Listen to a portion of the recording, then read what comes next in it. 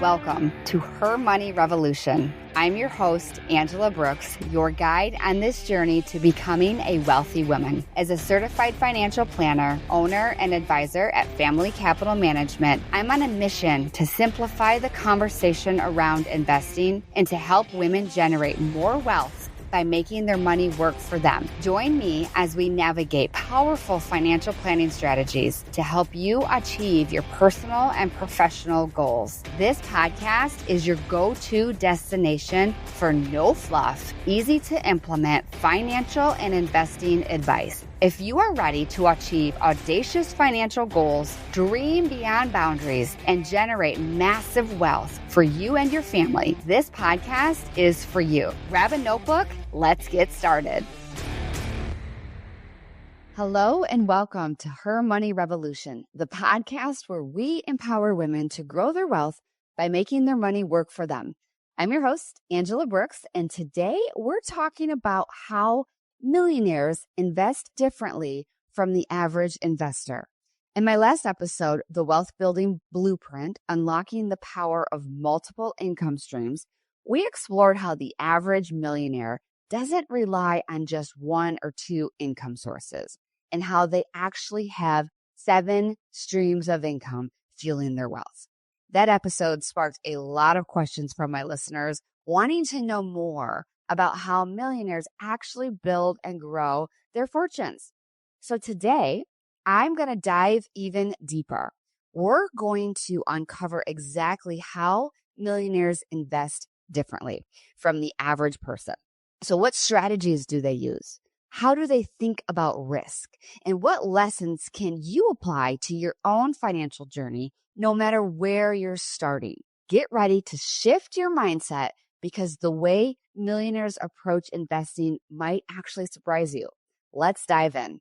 So it's difficult to pinpoint one exact strategy because millionaires come from a diverse background, right? Some inherit their wealth. Some start investing early to take advantage of that compounding interest that you know I love. Others focus on real estate, and there's so much more that is in the background of how millionaires became millionaires. However, in my experience with working with millionaires, I can generalize a few key differences in how they invest compared to the average person. So I want to explore 4 of them, just to name a few. I'm going to dive in deeper to each of these, but the first is exclusive opportunities. The second, large cash reserve. Third, higher interest rates. And fourth, professional assistance. So those are some key differences that I see. So let's dive into the first one, exclusive opportunities. What do I mean? Well, one of the biggest advantages that millionaires, especially the ultra high net worth individuals, that have when it comes to investing is access to exclusive opportunities that the average investor simply can't participate in. So what are they? Well, great question. Many of the most lucrative investment options like private equity, hedge funds, venture capital, private real estate deals, which I'm going to explain all of what that is later in the episode, but they are only available to accredited investors or institutional investors. These investments often provide higher returns, less correlation to the stock market. It makes them attractive for wealth building and risk management. So what is an accredited investor? Well, to qualify as an accredited investor, which is defined by the SEC, you must meet one of these following criteria. You have to have an annual income of at least $200,000, or if you're married, it's $300,000. You have to have that income for the past 2 years with expectations of maintaining that level going forward. You have to have a net worth of $1 million or more, not including your primary resident.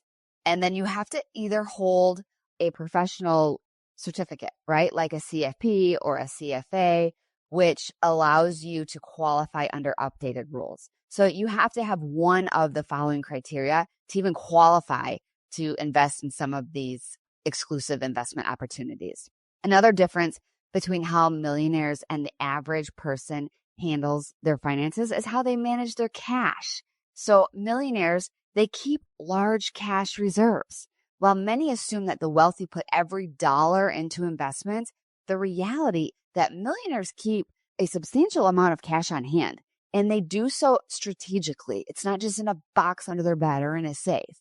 There's strategic reasoning for this. So most people are advised, and you've probably heard this, Dave Ramsey's philosophy, you keep 3 to 6 months worth of living expenses in an emergency fund. That's great. Continue to do that. However, millionaires often hold much, much more cash than that, sometimes enough to cover 1 to 3 years of personal and business expenses. And here's why. Financial security and liquidity. That's kind of obvious, right? But unlike the average person, millionaires have a lot more financial commitments. They have multiple properties, they have business ventures and other high investments. So having a large cash cushion allows them to handle the unexpected expenses without having to sell investments when things go wrong from time to time. Or if they want to buy a real estate property that just came on the market, they don't have to scramble to figure out how to get cash. They have large cash on hand. It's what that I would call the opportunity fund, right? Millionaires don't just save cash for emergencies, they save it for opportunities. When the stock market dips, when real estate prices drop, or great business deals appear, they can deploy their cash quickly while others are scrambling to find those funds. So oftentimes when the stock market drops, I have my clients calling and saying, hey, pull $100,000 in. I want to buy this investment today because the market's down. That's an opportunity fund. Another thought is avoiding forced liquidation. So holding large cash reserves allows millionaires to avoid selling investments at a loss when markets are down. They don't have to panic sell because stocks during a recession because they have enough liquid cash to ride it out. Another thought is business resilience. Many millionaires are business owners. That is a real reality. Let me say that again. Many millionaires are business owners. Think about that. What business could you start today? But they maintain their operating cash, and that's to cover payroll, business expenses, unexpected costs, ensuring that their business stays stable and profitable even in tough times. So that's important that to have that so you're not accessing your line of credit to pay payroll. The third point, higher interest rates. Maintaining higher balances, millionaires qualify for premium banking products that offer elevated interest rates on their cash holdings. So the average person might earn, the minimum interest on a savings account, while millionaires take advantage of those financial products that pay them significantly more because they maintain higher balances in, let's say, their checking account or their savings account, or they have a money market. You get higher interest rates because you have more money in those banks. They maintain large balances. They can also negotiate better terms on interest rates for various products. So if you're getting a loan or credit lines or certain investments, you can work with that banker to negotiate better terms. Let me give you an example. Like if you qualify for a higher yield saving account with a financial institution that is eager to work with them because they have large deposits on hand. So that kind of is, hopefully you understand that concept. It makes sense, right? But I know some of you listening might be thinking, man, this is just not fair. Like just because they have money, they can negotiate. Yeah, that's the reality, right? Even as an advisor, I want to work with the ultra high net worth clients because I know that there's more opportunities for them. I love working with the non-high net worth as well, but there's just a different mindset that goes into working with multimillionaires versus not. So I hear you though. It doesn't feel fair. And that's why I'm trying to educate you on all of these strategies so that we can get one step closer to becoming a millionaire, and not just to be rich and buy all the things that we want, but to really make life impact. Most people don't have millions in the bank. I get that. But listen, there are still ways to access that higher interest rate. So if you're thinking it's not fair, I'm never going to be that person, don't worry. Listen, you can shop around. There's better, ask banks. That's one of the things that millionaires do as well. Ask questions. Set a meeting with your bank. Hey, I want to get a better interest rate. What do I need to get that? Right? Maintain a healthy emergency fund. Having more cash in your accounts, even if it's not millions, it could help you qualify for better banking products. So shop around. Use online banking, possibly. There's actually many online banks that offer higher interest rates than the traditional brick and mortar institutions. So call your credit card companies. If you're in debt, you've got a high interest that's eating away at your cash flow, call that credit card company and say, hey, what can you do to negotiate a better terms for me? If you don't, I'm going to roll my money into another credit card. It doesn't hurt to try, right? Some of them are going to hang the phone up on you. Others might say, yeah, let me go ahead and lower it by a couple of points. It's worth being active and proactive in trying to manage your wealth. The fourth point is millionaires work with professionals. Millionaires have a team of experts.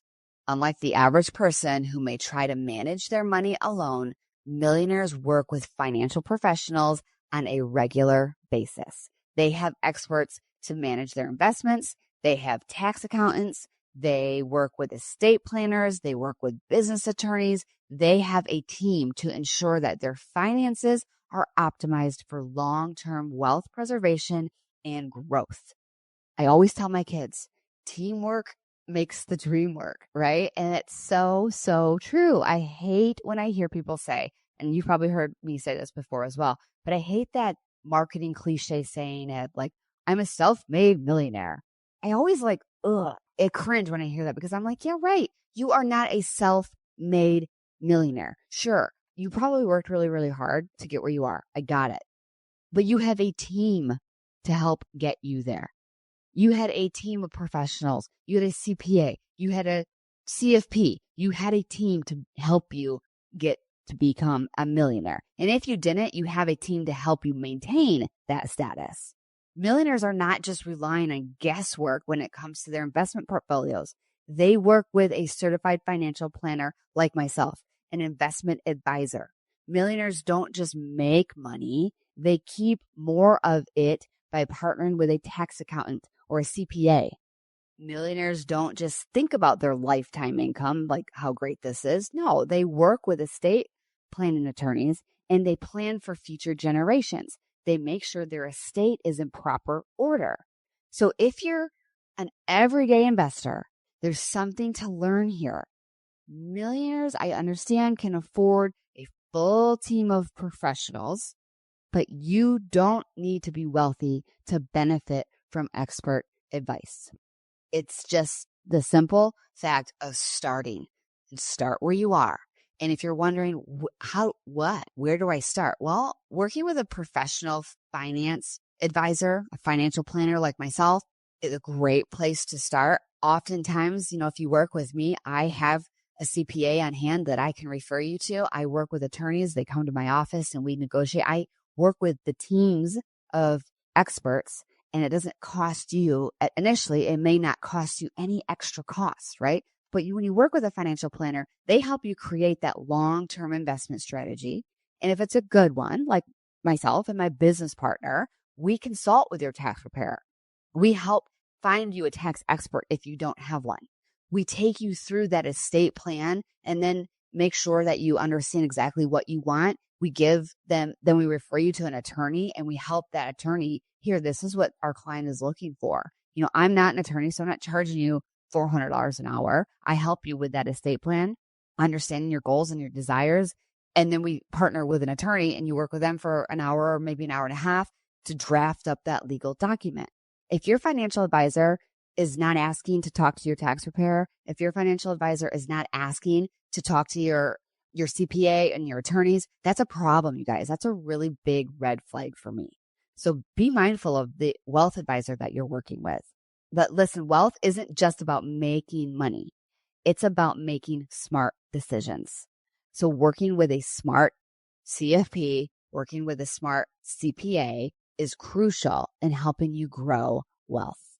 Millionaires delegate financial complexities to these experts so they can focus on what they love. They can focus on their business growth, their family, or whatever it is that they want to focus on. And that's something that everyone can apply at any income level, at any age. All right, let me transition a little bit from those strategies to wealth growth. Millionaires know that protecting their wealth is just the first step. So once their cash reserves are secure, they shift their focus to strategic investments that maximize growth while also managing their risk, okay? Not all investments carry the same level of risk. I mentioned earlier some of the 5 common investment strategies that millionaires use.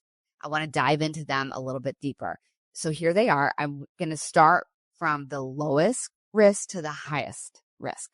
So they were the private equity, hedge funds, venture capital, and private real estate deals. I think I said 5, but that's actually only 4. So there's 4 common investment strategies. These investments are typically reserved for the high net worth individuals, those accredited investors that I mentioned earlier, and it's due to their complexity and potential for significant loss and significant risk, but also there's so much potential gain. So let me break them down for you. That first one I said, private equity. What is it? Private equity involves investing in private companies that are not publicly traded on the stock exchange. This investment is usually made through private equity firms. They pool money from high net worth investors to buy or to restructure and to grow businesses before selling them at a profit. You might work for a company that's owned by a PE firm, right? The culture may not be wonderful if you work in that company because it's burn and turn, right? They are trying to innovate and they're looking at bottom line, but they want to sell at a profit. And so why do millionaires invest in private equity? Well, they have higher returns than public markets. Typically, history tells us it's like 20% annually. They have access to exclusive opportunities that aren't available to everyday investors. And also, some millionaires like to have that influence over the business strategy. As a PE firm, often they take an active role in the company operations. That's a benefit for millionaires that want to invest in private equity. But we have to be mindful of the risks. So illiquidity, that's a big risk. Funds are locked in for years, often 5 to 10 years, right? Another risk is they have high minimum investments. You can't just get in with, $1,000. They're typically, I've seen them as low as $250,000 to obviously over $1 million for that initial investment. And then it goes without saying potential losses, right? Not all businesses succeed and investors could lose a lot of money. So it is risky. The second one, hedge funds. What is it? Hedge funds are investment pools that use advanced strategies such as short selling, derivatives, and leverage. They generate high returns regardless of market conditions. So they're not as correlated to the market. These funds are managed by professional investors and often require minimum investments of $500,000 or more to get into a hedge fund. Why do millionaires invest in hedge funds? Well, it's a further diversification strategy. Hedge funds aim to make money in both on the upside and in down markets. That's pretty awesome.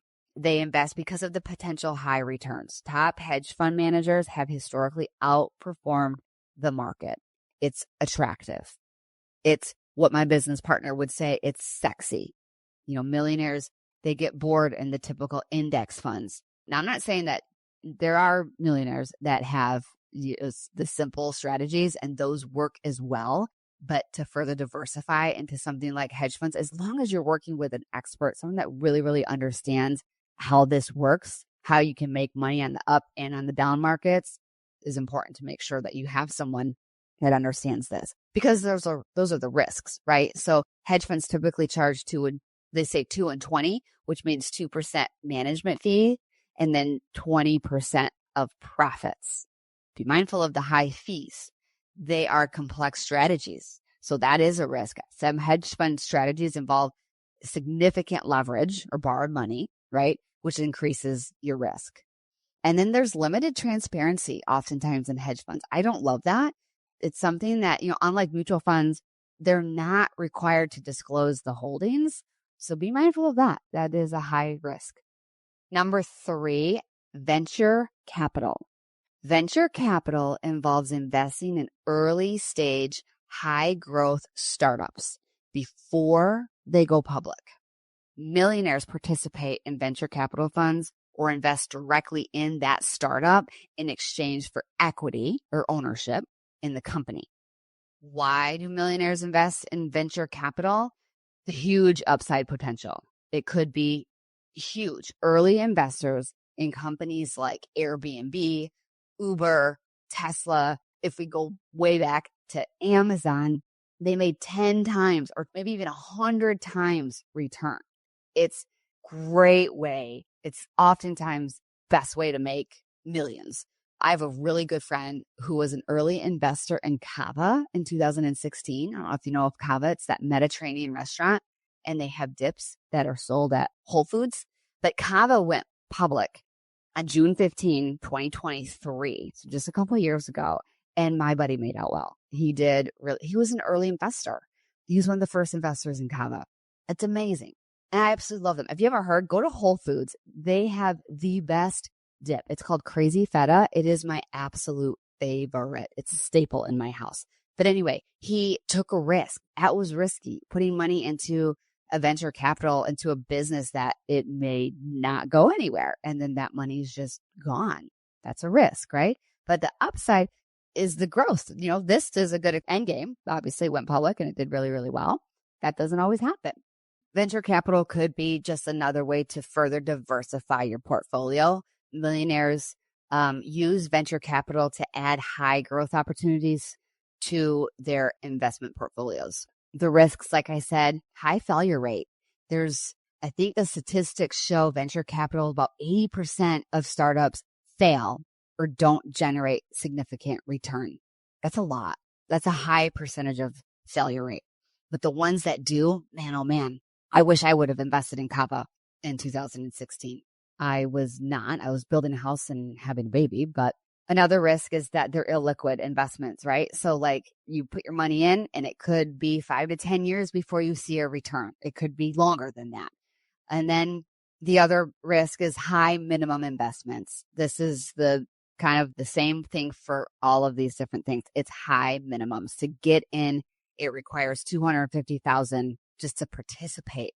So that's how, if you have $250,000 sitting in cash and you hear this great venture capital, sure, let's just try it. That's not for your average person. A millionaire might invest, let's say, $100,000 in a tech startup that's developing, for example, a new AI-powered financial tool. If that startup goes public or gets acquired, their investment grows exponentially. But if you don't have $100,000 to invest in that tech startup, you're an average investor. You just have to put it into the stock market. The last one that I want to talk about is private real estate deals. What is it? Private real estate investments involve direct ownership of commercial or residential properties or investments in private real estate funds that buy and manage properties on behalf of the investor. So these are different from public real estate investment trusts. So it's different like from REITs, because they are not traded on the stock market and are only available to accredited investor. Why would a millionaire be interested to invest in private real estate? Well, steady passive income. Rental properties generate consistent cash flow, and it's a passive income. The appreciation potential. Properties often increase in value over time. Be mindful of that would be a risk is what's the real estate market doing? That fluctuates daily as well. But another benefit is the tax benefits, depreciation, mortgage interest deductions, and other tax advantages apply when you're investing in private real estate deals. Again, the risk, illiquidity, your cash is tied up in property. Selling a commercial property or investment property is not instant. It's not just a click of a button. Depending on the real estate market, it could take years to sell a commercial building. Another risk is high entry costs. Again, in order to get in, you need upfront capital, oftentimes $250,000, maybe more per deal. And then market risk. Property values fluctuate, like I said, daily sometimes, and rental income isn't guaranteed. So there's a lot of risk when you're looking at some of these alternative investments. But the key takeaway that I want us to understand and to learn from today's episode is that these exclusive investments, private equity, hedge funds, venture capital, and private real estate They're not typically available to everyday investors, but they play a huge role in how millionaires build and preserve wealth. Each of these strategies carries higher risk and requires more capital, but they also offer higher potential rewards. That's why millionaires don't just rely on public stock markets. They diversify into these private, high growth opportunities to accelerate wealth creation. It takes money to make money.